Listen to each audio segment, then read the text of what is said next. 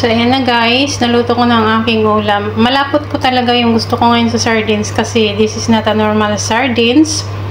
Fried sardines po siya guys. At saka pinangarap kong malapot ngayon yung dumikit talaga sa kanin.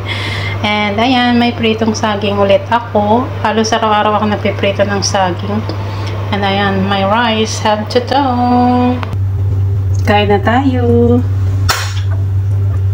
Ayan. Malapot na malapot. Meron pa ako doon. Thank you, Lord. Gusto ko talaga yung ganito siya. Mas malapot pa sana to guys pag miswa or bihon.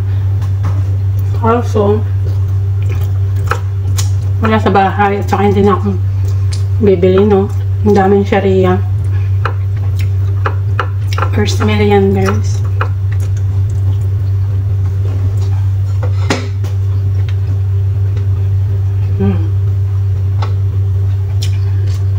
Perfect combination. Masarap siya kasi fried sardines siya.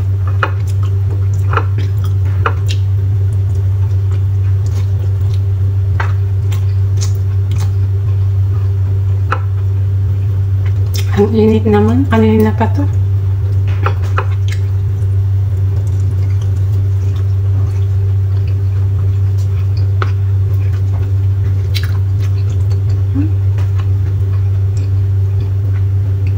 Init.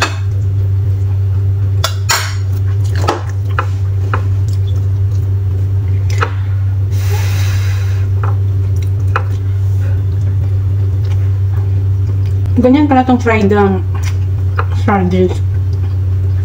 Matamis siya. Tama yung tamis at alat niya. And then, may black lentils siya. Alam niyo ba yung sa Ilocano pusim dilateng? Yung sitaw, black lentils. Buto ng sitaw na itim. Pang-export yan guys. Nung bata kasi ako, hindi masyadong gusto ng mga matatanda yan na bukol. Sitaw. Ayan, kasasabi ko lang kanina na may dadaang boat. So, ayan na. Ayan, guys. Meron din sa kabila. Kaalis na sana ako. Kaso, dumaan. Masarap sumakay ng ganyan. Sa Villaggio, naranasan ko noon. Kaso, hindi man lang nakapag-picture at na video. Mag-isa lang naman siya. Wala namang mga nakasakay. Baka may kukunin siya sa kabila. Restaurant kasi ang nakapalibot dito. Alam niyo ang mga hotels dito, restaurant. Ang mga hotel na ano dito, hindi yung hotels na kagaya sa atin. Kung ano yung pagkaintindi sa hotel dito, mga restaurant, pahingaan, ganyan. Napakagandang mga style. Pupunta yan doon sa may siguro sa may parang malaking building sa gitna ng dagat.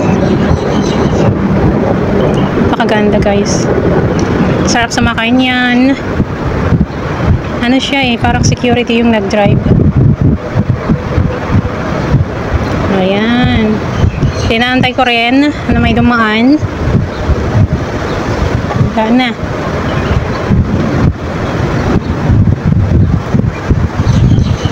Ang cute guys. Meron ka pala. Hindi ko na doon sa start ng spot open. Tatlo sila guys. Ayan. Kaya pala naghihina-hina yung isa doon. Inaantay niya pala. Silang dalawa. Diba guys? Nakakita na naman tayo ng boat. Ibang klaseng boat naman yan. Doon sa harap ng bahay namin malalaki guys. Super malalaki. Parang maliliit lang siya na barko.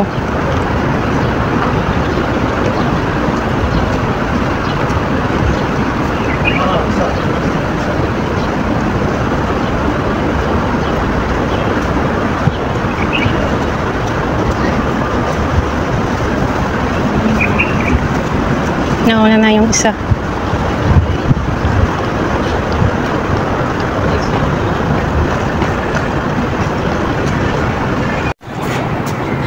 niyo guys, kanina nagpipicture ako dyan sa may ano ba yan? Bridge na yan. Tapos, medyo malayo kasi dito na pwesto kanina ng mga bag ko at saka itong mga ano ko, paper bag ko. Tapos dumaan yung dalawang chief cook doon sa may malaki ano doon, restaurant. Tapos, pero medyo malayo ha. Pinakialaman to yung linapitan lang at titignan. Tapos, pag mong anuhin, wag mong galawin, sabi ng isa. Tapos, ayun yata ang may-ari, sabi niya. So, buti na lang nakita ko rin. Tapos, nagganon din ako. Tapos, pagkatapos ng few minutes, bumalik sila. Tapos, sabi ko, tapos, nagpipicture ako.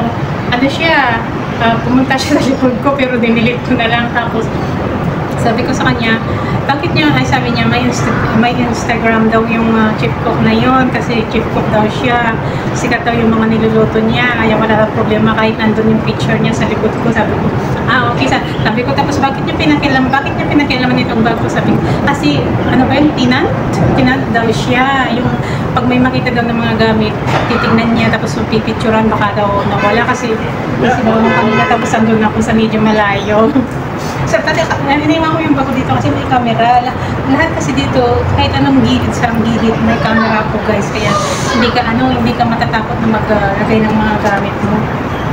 Masakit ng singaw ko guys. Ano yung mga inano ko. Tapos tumaan sila, tapos sabi niya, ay akala ko kasi, papakialaman niyo yung gamit ko. Sabi, hindi, kasi sabi niya, basta nagtatrabaho kami sa restaurant, basta kung anong nakikita namin gabi na iniwan, pinipicturan namin para once na may maalala at saka magtanong, ayun ang ipapakita namin, hindi mo na agad yung gamit, sabi niya. Ako naman yung, kasi mga ako nakita ko lang sila dito sa gamit ko. That's mine, sabi mo na. Tapos pagbalik niya, sumali siya sa picture, pero dinilit ko na lang kasi nandun siya sa likod ko. Ano pala siya, yung may, popular daw siya sa Instagram dahil sa mga niluluto na kasi TikTok daw siya dyan sa may, anong tawag dyan? Ano ba yan? Mali kong sinasabi nang wala pa sa utak. Anong tawag dyan? Sa restaurant na yan, sa restaurant dito yan sa The Pearl, sa Corpo guys, mamahaling mga restaurant. Mabait na mga tao dito, may yung may pagka-party lang. Ang sakit ng singaw ko guys. Pagkatapos ng ontog, mga singaw na naman. Pagkatapos nyo, ayun ako. Pero lagi lang tayong pray at lagi na masaya para yan laging mag-pray para tayo ay makaligtas sa lahat ng ating mga narami. Yan lang yung mga sakit ang mga nangyayari sa mundong ito ang ating ginagalawan ni guys. Kaya lagi lang tayo natin sa Diyos. One week ito na masakit yung singaw ko, hindi ako masyadong nagsasalita ng maayos. Sabi niya ako, ano nangyari sa'yo men? Sabi niya, hindi ko kasi, alam ko yung singaw madam, pero alam ko yung sa English, kaso nakalimutan ko, sabi ko kasi ginagod ko that time na tinatanong niya ako sa kusina. Parang there is like a lentils here in my tongue, tapos nabuwan na siya. Sabi